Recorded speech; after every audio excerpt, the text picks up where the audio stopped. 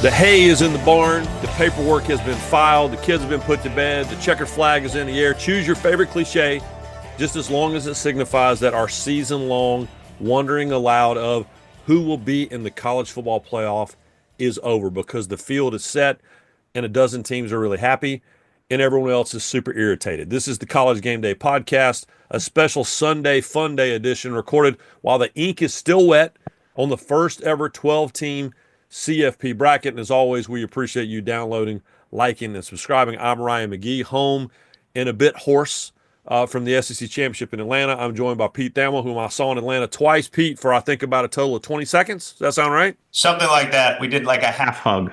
We did take a picture. That was nice. We did take a picture, actually. Yeah, we did. I was actually on game day TV, which I never am. My voice is, but my face never is. And we are joined by, it's Heather Dinich Day, y'all. It's selection day.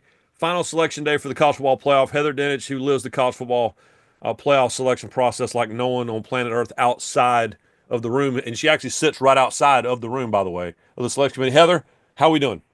I'm terrific. Yeah, right outside the room with the glass up to the door, trying to get all my info, squeeze it out, go in for a little bit, say hi to everybody, pop back out, do the job.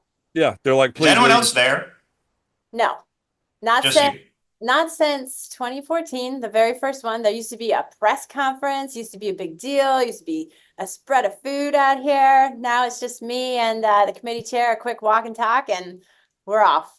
Cup of Kind bars and a cup of coffee, or 6 cups of coffee, and you're done, right? All right. So, Heather, I'm going to start with you. Initial reaction. And we'll get into the details of it, as we talk here over the next half hour. But initial reaction to what you saw. Were you surprised? Were you not surprised? Honestly, me being in Atlanta, we had Shane Beamer on every show I was on Saturday, and it was almost a letdown because of what had been said by the committee about, well, nothing else, no teams that aren't playing today, it doesn't matter. But what was your reaction when you finally saw the 12? Well, my initial reaction was just how much they do still value conference championship games and the regular season. Because, look, the reality of this is for 2 teams in the college football playoff, Clemson and Arizona State, their conference championship games meant everything to them.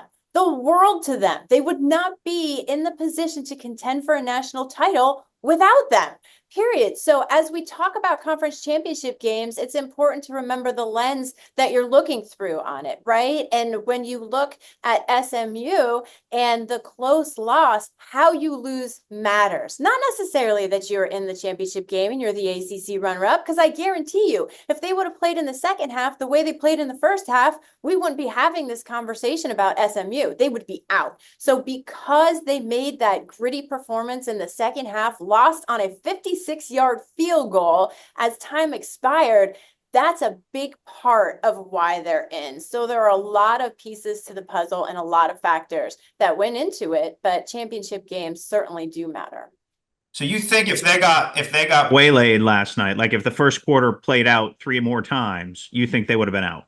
100%. And I had them out. I'm sitting at my desk and I'm writing them, and I wrote them out. I had them out. And then you watch the game, you see what happened, and I started to put them back in. And then the conversation is, well, how high do I put them in? Do I put them in above Alabama or below Alabama? Then it gets kind of tricky, right?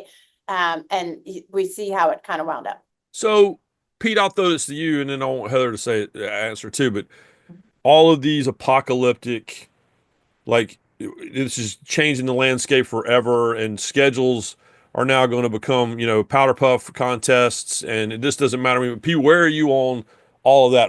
Is it just recency bias drama, or do you think that, something that we talked to Greg Sankey about this on Saturday morning, and he said, we overreacted way too much at the beginning of the original iteration of the college football playoff. Will there be reluctance to overreact now? I mean, do you think we're going to see like shockwaves coming from this? I don't think we're going to see shockwaves coming from this, but I do think it's a pretty flawed bracket when it all comes down to it. And Greg is right, because I covered all those overreactions all over the years. From the BCS and on, it was a lot. But I just think a couple fundamental things about this bracket are going to ultimately lead to change. One is the 1 seed has like a tremendously difficult path. right? And some of that is just where things have fallen. Thought Reese Davis asked Ward Manuel a really good question about that. And he's just like, look, we rank them. We can't worry about that kind of stuff. But I do think we're going to see some change in that conversation. Do we see a pure seeded model? Do we see a reseed or something where you can like, hey, you can pick who you're going to play, that kind of thing? Could there be something that more rewards the teams that go and win? To me, like the thing that jumped out at me in this bracket was that the 5 and the 6 seed, are really poised well. The way the bracket lines up, they're just, again, they're playing good teams. There's no easy games with 12, but Texas will be, I'm sure the lines are out already, favored over Clemson. And I would think of, if they win, which is not an easy game, by the way, fairly heavily favored. Penn State home game in the cold, SMU, they'll be favored. Then they go play Boise. And again, the quarterfinals are obviously neutral sites for people sort of catching up on this.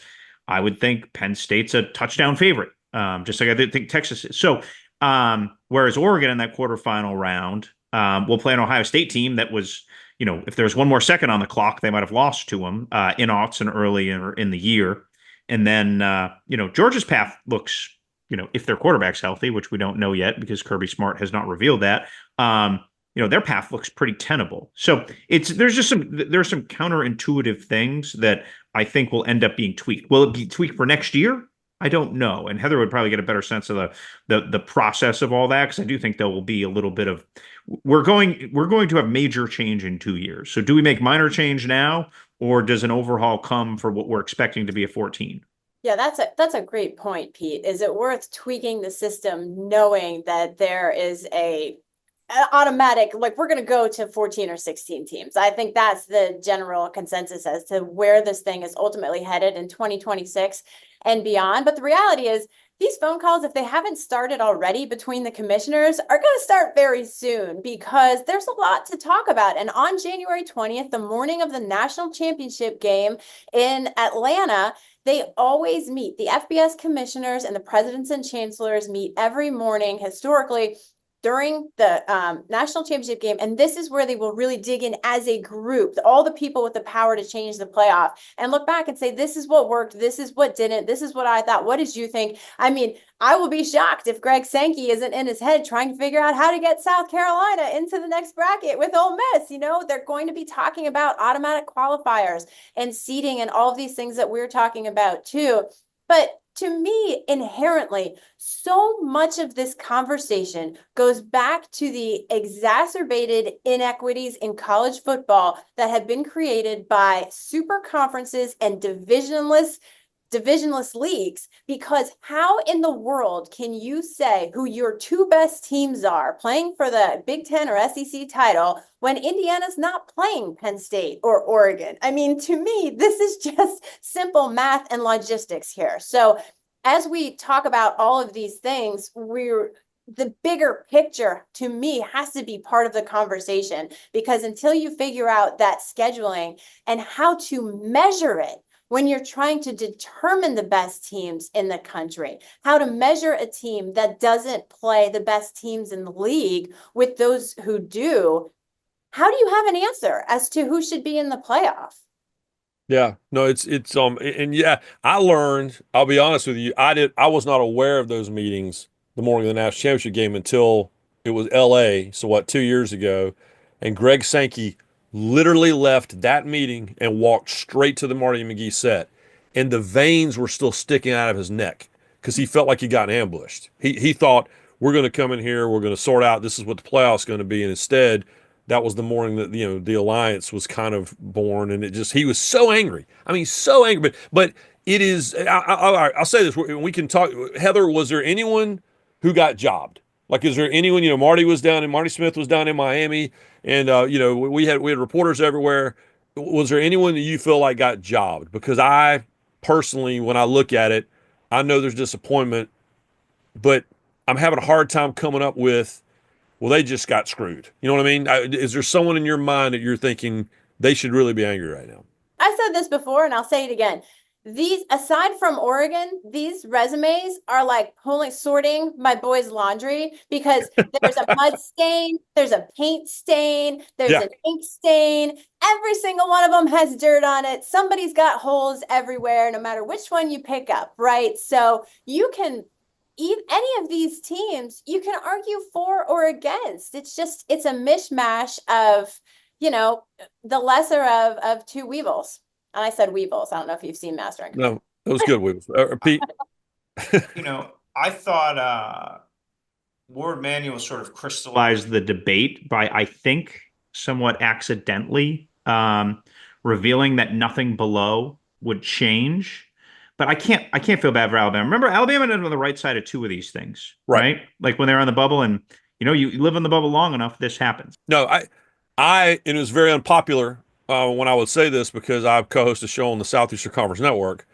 But Melinda, I didn't think Alabama had a lot to stand on. Like I honestly was a little shocked at some of the national support for them, although there was plenty of national non-support too, because it's Alabama.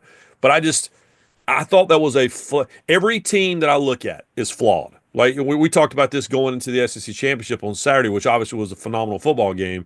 But I had seen Georgia in person 3 times, and I thought they're pretty good, but I never felt like their quarterback was the guy that could win the national championship for them. And with Texas, I had seen them a couple times, played a top 25 team twice and lost to them both times. Every team I look at is flawed, but I never felt that bad for Alabama, because to me, it was a thin offense, and it just wasn't, I just didn't, and again, this is very unpopular when I'm sitting in these SEC Network meetings, but I didn't see it with them. I didn't see it with them most of the year. I mean, so I didn't feel that bad for anyone, Heather. I mean, 3 points against Oklahoma. Yeah. 3, right? And, the other thing too, as we talk about conference championship games being eliminators, and this kind of goes to the conversation of just losing, historically, they've been like playoff games. Ask Georgia last year. I feel like because it's a 12-team playoff, everybody feels like a conference championship game, win or lose, is the end all be all. And it's not. I mean, we have seen championship games eliminate teams all the time. And so we have also seen losses like Vanderbilt and Oklahoma and NIU. I mean, the list goes on. They have been daggers in that committee meeting room for teams. Yeah, Pete, I have a hard time coming up with, I feel bad for South Carolina, because I think we've talked a lot about who do you not want to play right now. No one wants to play South Carolina right now. But the reality is they lost 3 games. They got housed in one of them. And so they almost lost to Old Dominion too. Yeah, I don't feel a lot of sympathy for the teams that are out, because we're also talking about 13th, 14th, 15th team. So I don't feel as bad as I did about the only couple of times that I felt like a team probably should have been in the 14 playoff and they weren't. It was a little jarring to see Alabama, mighty brand Alabama, lobbying against SMU. That was just like, it was, and no judgment. You should lobby, say what you want to say. I'm not judging that, but it was just like, that was like a little bit like, this is interesting. I feel like this year and next year, as it's obviously going to be a 12 team, we're going to be in 10 years like, hey, remember that time when it was 12 and they like seeded it funny, and weird. The really good teams had the really hard paths and the mediocre teams. Remember that? Wasn't that weird? That's what this exercise feels like right now. Like, who thought of that? That wasn't great. Yeah. Well, I've said it since the jump. I hate buys. It's so NFL to me. I've wanted 16 all along, Heather. It's just Saturday football McGee. That's what I grew up Division II, what we used to call 1AA playoffs, and 16 was perfect. 16 was always perfect, and the 17th team really doesn't have an argument, right? And usually these things take care of themselves, like to do any other tournament. But all right, Heather, I've been dying to ask you about this. Aside from who's in and who's out, we have football games now, and we have a first round of Clemson going to Texas, Tennessee going to Ohio State, rematch of the Cleat Citrus Bowl of 1996. We have SMU and Penn State. And Heather, I've been dying to ask you about this football game. Indiana at Notre Dame in the first round of the college football playoff. I mean, say what you want about who's in or who's out or who lost, but that right there, that is a matchup that I never expected to ever see in my lifetime. Certainly, Heather, with postseason implications.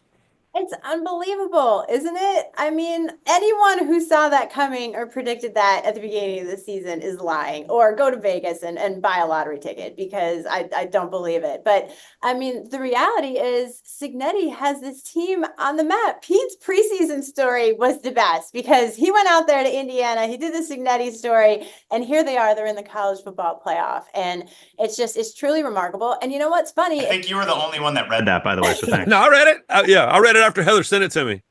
It was fantastic. But nobody's talking about Notre Dame, because they've just been quietly in the background, locked into this playoff. And they've been playing so well since I saw them at MetLife Stadium beat a Navy team that turned the ball over multiple times. But I think it's really fascinating. And it's also proof that this college football playoff and this format and the 12-team model has brought in fan bases we never thought we'd be talking about. And IU is one example. Yeah, and having both those teams there in the state of Indiana. And kids, just so y'all know, Heather Dinich attended Indiana, and was, when everyone else was obsessed with Bobby Knight, she was over at the football stadium, probably by herself in the press box. So that's with my Randall L for Heisman poster. That's part. Who was the coach, Heather? Cam Cameron. I took his coaching football class. I got an A too, just for the record. Very good. That's why the expanded playoffs great. Nowhere else would you get a Cam Cameron reference. So Pete, looking at the matchup, not worried about the matchups we don't have, looking at the matchups that we do have. Where does your brain immediately go as most intrigued? Well, I think you have to go to Columbus, right? Like, I think that's that is an intersection of intrigue. Obviously, Ohio State's coming off a generally excellent season with a very bad ending, and how they respond to that very bad ending. Could it be like 2 years ago when they had Georgia, a field goal in the air to beat them at midnight in Atlanta? I think that, or would it be like last year where they had a bunch of opt-outs and kind of turtled against Missouri with a backup quarterback and didn't play particularly well. So. Kirk was pretty blunt. Kirk Herbstreit was pretty blunt on the show. He thought the energy in the shoe would be, could be a little testy. I don't know. You know what I mean? Like, I just think there's opportunity ahead of them. Now, if you're Ohio State, you have to beat, and no one feels bad for them because they obviously they're the 8th seed and they lost some games. You would have to beat maybe Oregon and then maybe Texas and then Georgia. Is that right? Yeah, that would be a compelling path if that all plays out. That would literally be like an all-time gauntlet to do that. But I think that's where my eyes go first. And Austin will be electric. I mean, Clemson's not a pushover. I remember they played Georgia in that game, and they obviously ended up on the wrong side of the scoreboard. But I believe that was a 6-3 game at half. Is that right? It was. Like, Clemson has the lines to hang with these SEC teams. And Texas's offense has sputtered a little bit. So in Clemson's has looked much better as the season has gone on, certainly since that Georgia game. So I think that is probably the more compelling matchup. And I think Ohio State has some, interesting storylines. How much of Big Orange, Ryan, are we going to see in Columbus? I have a lot of the friends, the in-laws, the roommates, and all that stuff, all looking in the flights. And I'm like, just in case I booked the flight. Drive? Yeah, the drive's not bad. You got to go through Kentucky to get there, but the drive, certainly from Central Tennessee, like the Nashville to Memphis crowd, that's not a bad drive at all. And so what's interesting is, and Reese said this he kind of made a joke about the cold. I can tell you about Knoxville in November. It's not exactly warm. So you're not playing in North Dakota. By the way, you mentioned, and I mentioned this briefly, but for you kids out there, the 1996 Citrus Bowl. If you ever want to get Eddie George, head football coach at Tennessee State, worked up into a lather, bring up the 96 Citrus Bowl, because it rained so hard on one of, all due respect to, that stadium, one of the worst tracks in college football forever, that stadium in Orlando, a literal swamp. And Max and Fraze, the legendary equipment guys at Tennessee at halftime, put cleats on those shoes for Tennessee that literally were inches tall. And there is a rule now that exists because I believe it was Jay Graham, just started, pounding, and Eddie George, meanwhile, couldn't get any won the Heisman Trophy, couldn't get any traction on the field. And a rule was literally put in. You see officials, they wear a little clip on their belt for years, and it was to measure cleats, to make sure that the cleats weren't Tennessee cleats from the swamp. So there you go. There's my old man story for you guys about Ohio State and Tennessee. But Heather, what a great story out of Clemson. And we haven't really talked about the championship games, but Nolan Hauser kicks that field goal. His mom, Sherry, was an All-American soccer player at Clemson. His dad, Scott Hauser, pitched in the College World Series for Clemson. His sister just had senior night as a soccer player at Clemson, and the kid grew up in Charlotte and kicked that field goal, longest field goal of his life, after missing a much shorter field goal earlier in the game. But Heather, you'll appreciate this. I had so many South Carolina people stopping me at the SEC championship game. Isn't this the damn most Clemson thing ever, that they're in the college football playoff now after this year that they've had? But, all they do is win the ACC. That's all they do, right? Makes you wonder why they want to leave. Yeah, right. Yeah. I believe I just keep taking, if nothing else, you've learned this is the path, right? And if that kicker's picture isn't already in the SO, then I mean that kid's set for life in that place. He's set for life. It's so true. But I go all the way back to when I was on the sideline at Clemson and Dabo Swinney was hired. He was a wide receivers coach. I remember that. And I was at the Orange Bowl when they lost to West Virginia, 70 something to whatever. And my Dabo story is I remember standing there in the locker room. I mean, they just got beat. And he stood there in the locker room, tape, mess, stinking, beat down, and he answered my questions for ESPN.com, And I've always had that moment in my mind about Dabo just being willing to do that at that moment. And to see where he is now and to have this team in this position. Again, I go back to ASU and Clemson being able to do this. This is why it is not over if you lose your first game to Georgia the way they lost them. It's not over if you lose to Louisville, because if somehow you find a way to get in this thing, you can still compete for a national title. That's what this does for these teams. But the flip side is, do you want a 3-loss number 16 team competing for a national title? Are they one of the best teams in the country? So you can certainly argue both sides of it. Pete, you cover basketball and football both. Do we live in a world where a team that Heather's describing can make a run, or college football, which is always kind of self-corrected when we got to the postseason? I mean, what do you think we're going to see? I think we'll see teams make runs, but runs to the title, I am skeptical of seeing. Yeah. So part of me would rather see Boise in one of these, first weekend games, or maybe they have like a little bit of a, little bit more of a chance. I don't know. I mean, they're going to have a good chance whoever they play, because they have Ashton Genty on the field. And he just made, we're not supposed to reveal it, but he did make an appearance on my Heisman ballot. I don't think I'm breaking any crazy rules to say that young Ashton popped up in the voting today, as he probably did for every other person who can fog a mirror in votes in the votes in the Heisman race. Yeah, but look, once you get out of the first round and you're at bowl sites and it's neutral crowd, and I think sure. I just don't think I would favor Oregon in this field. Big surprise, they're undefeated, but I don't think there's a prohibitive favorite. If Beck is healthy for Georgia, would they be the betting favorite? I don't know. I also don't know if he's going to be healthy or not. He couldn't grip a football. Didn't look good, right, Ryan? You were there. Yeah, I don't know if he's the best quarterback on the roster. I mean, if everyone's healthy. I mean, based on the energy level, and then talking to all the players when the game was over with about Gunner, the kid that no one had ever heard of prior to that game except for his teammates and the ones that recruited him. So no, it's an interesting situation. We all go into that game talking about, we're going to talk about this backup quarterback, right? We're talking about Texas, and Manning did get in for I think 2 plays, but we left talking about a different quarterback. So the fan base is funny this morning. Can I add to that point, though? When we're talking about teams that are actually making this to January 20th, you know what I saw in conference championship games? Injuries, right? Yep. Starting with Beck. So to answer your question, in my mind, it goes to who does have the backup quarterback who can take them all the way to January 20th? Who has the depth on the offensive and defensive lines that can sustain the injuries through the championship games, the first round, the second round, whatever it might be? You know who they are? It's the same old teams, the one who have the NIL money, the resources to bring in starters that go 8, 9, 10 deep on those lines and can sustain those.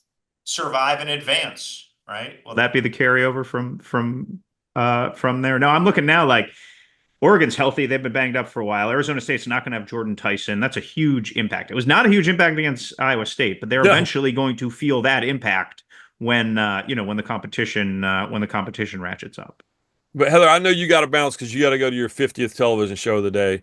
But I want to ask you this. You and I have had so many conversations because I'm always pulling for the little guy. I'm pulling for the gang of five. I'm pulling for whoever. There sits Boise State with that 3 next to its name with a bye.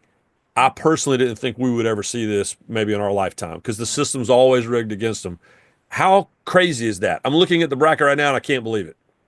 Spencer Danielson is a fantastic human and a good coach. And he and I have talked about this and the door that it has opened for them and other group of 5 teams as well. And he said, just to have this hope, the realistic possibility that you can play for it changes things from the start to the finish of their season. And to be able to just have that possibility, I think, is something that changes the way they play and makes it so much more realistic for them. And they knew, he told me this, they knew after that Oregon game, they started to believe what he said, that yes, we can play with anybody. And I think that matters. And I think that mattered in the committee meeting room too. All right, HD, go do some more TV, and Pete and I are going to keep talking for a few minutes. All right, so Pete, we're all busy, right? Heather's got to go to TV. I know your phone has literally been ringing since we started this show. Is there anything else that you need to get out there while the ink is still warm on, again, a bracket that we received just a couple hours ago? Yeah, I think once we Get over the, political potential changes, and once we get over the carpet, like this is gonna be fun, man. Yeah. This is going to be really, really fun. Austin, Texas, Columbus, Ohio, State College, Pennsylvania, South Bend, Indiana. Those are 4 of the 10 most iconic places in the sport, right? And they are all going to host high energy games with huge stakes. And the season has been awesome, and the postseason is going to be the best one we've ever had. Yeah, and then you take those classic places, and then you throw in SMU, Indiana, and we just talked about Boise State, Arizona State, for heaven's sakes. I mean, it's anyone that predicted this is lying. Yes. Oh yeah. No. And this is what college football is now. It's Yahtzee. 1 year has nothing to do with the last. It's a little bit like college basketball. Like you can do what Kurt Signetti did. You can in 1 year. You can do what Kenny Dillingham did in 2 years. You can flip things fast. And you know what? If you don't, you get fired, because we saw that this year. We saw it at Charlotte. We saw it at Florida Atlantic. And that's just, you saw it at Tulsa. Like that's just the reality of modern college football, is you need an electricity bolt or you're going to get run. Like you're just like, if it's not instant, it's not happening. So it's a fascinating landscape right now. We are living in the age of Diego Pavia, man. That's what I keep calling it. It's the Diego Pavia. He changed the game forever. That's what I'm just going to roll with that. Well, now he's going to try to legally see if he can play forever. I mean, Uncle Rico's age, still trying to beat Bama. Throw it over them mountains. I'm all for it. All right, appreciate it, Pete. Thanks, Ryan.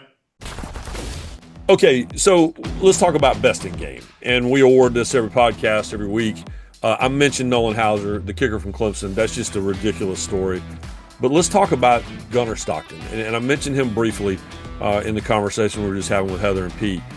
But when the quarterback we've talked about all season long at Georgia goes down, and all of a sudden you see Gunner Stockton, number 14, start to warm up on the sideline, and you feel the air change in the building because there's so much uncertainty. And quite frankly, the Texas crowd went crazy, because now they realize that there's a backup quarterback in the game and no one knows who he is. Well, you know who knew who he was?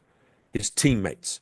And when I talked to those teammates after the game, they were not surprised in the slightest. The rest of us were. But Gunner Stockton, who came in and not only immediately engineered a scoring drive, but in the middle of that drive, put his shoulder down and put it into a defender. And it electrified that Georgia sideline, and it electrified, quite frankly, the stadium. And one of the things that we talked about in our Field Pass alternate broadcast that I was fortunate enough to do, it was me, Cole Kubelik, Harry Douglas, and Marty Smith. That was on ESPN. And we kept talking about that Georgia crowd and the psychology of That building, Mercedes-Benz Stadium, has been a haunted mansion. They lost 7 conference championship games, and most in heartbreaking fashion, not to mention 2-26 in the national title game. So for that guy that none of us, quite frankly, even though we study these rosters 24 hours a day, knew anything about, for Gunner Stockton to come in, who used to be with the DBs, used to play safety, and for him to come in and essentially win that game as a quarterback, I'm going to give that guy best in game because that stage was insane. And by the way, anyone who tries to tell you that conference championship games don't matter and the players aren't going to care and it's only about seeding or whatever, anyone who is in any of these stadiums, any of these buildings, they will absolutely tell you the opposite. Thank you, as always, for listening to the College Game Day podcast. Please download the podcast wherever you prefer to get your podcast, or better yet, just subscribe so you never miss a single episode.